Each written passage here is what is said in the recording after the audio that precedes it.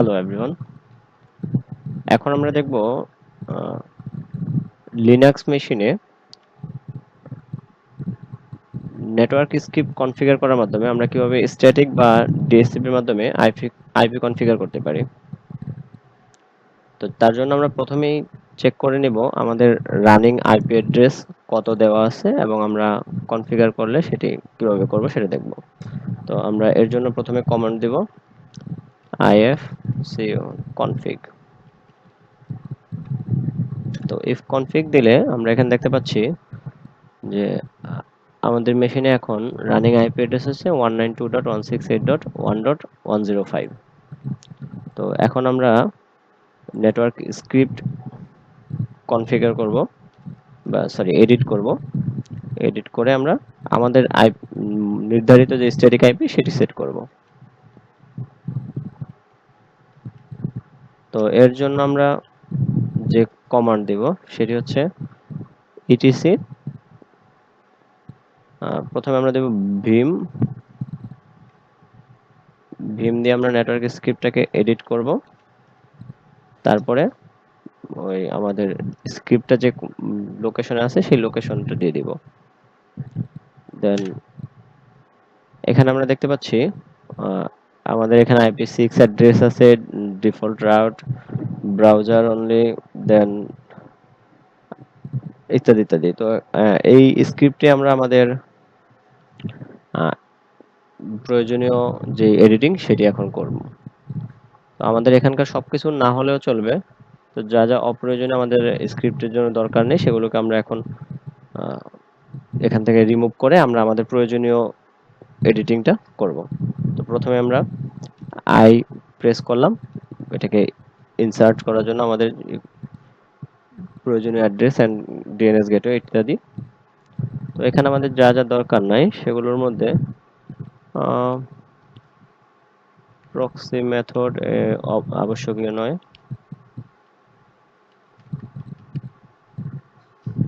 Browser only এটিও আমাদের না হলেও চলবে।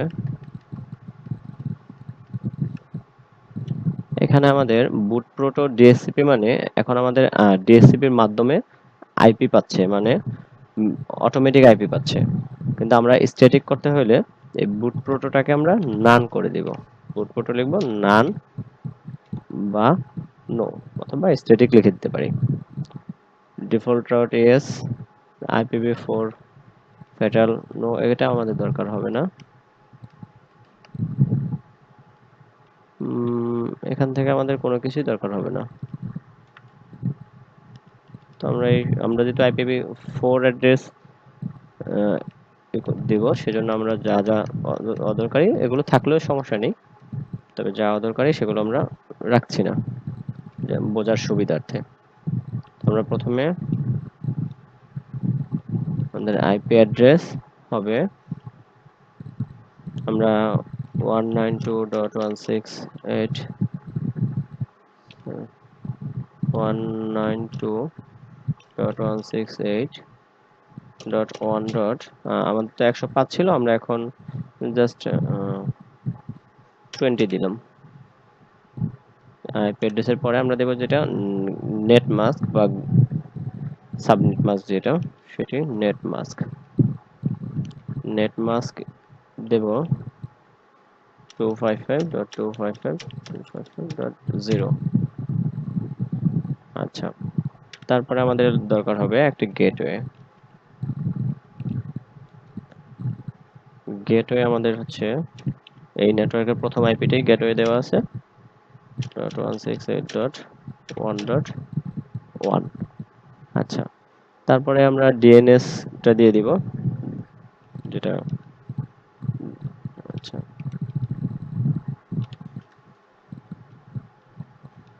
DNS 1 is equal to 8.8.8.8। তারপরে ডিএনএস 2টাও দিয়ে দিচ্ছি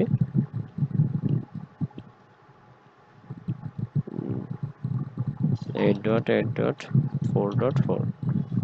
আচ্ছা, তো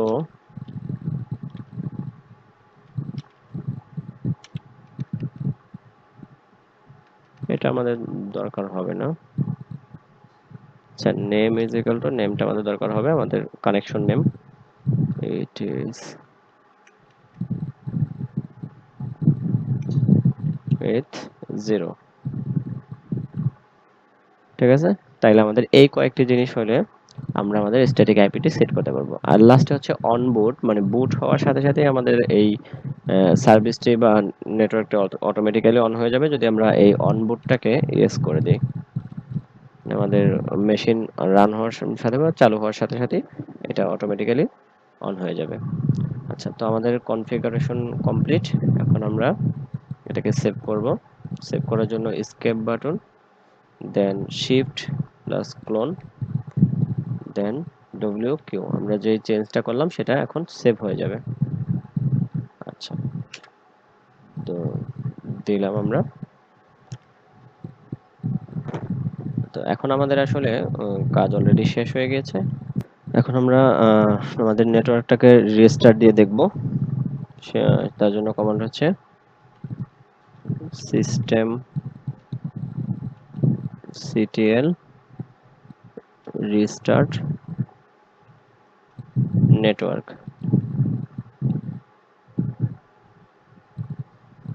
ডব্লিউ কে। আচ্ছা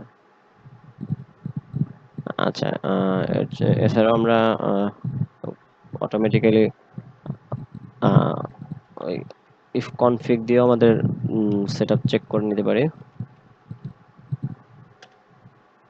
তো এখানে আমরা দেখতে পাচ্ছি আমাদের আগের আইপি দেখাচ্ছে, তো আমরা একটা মেশিনটাকে এই অবস্থায় একটা রিবুট দিয়ে দিই, দিলে এটা নতুন আইপিটা নিয়ে নেবে, অথবা এনএমসিএল এর রিলোড দিলেও এটা নেবে।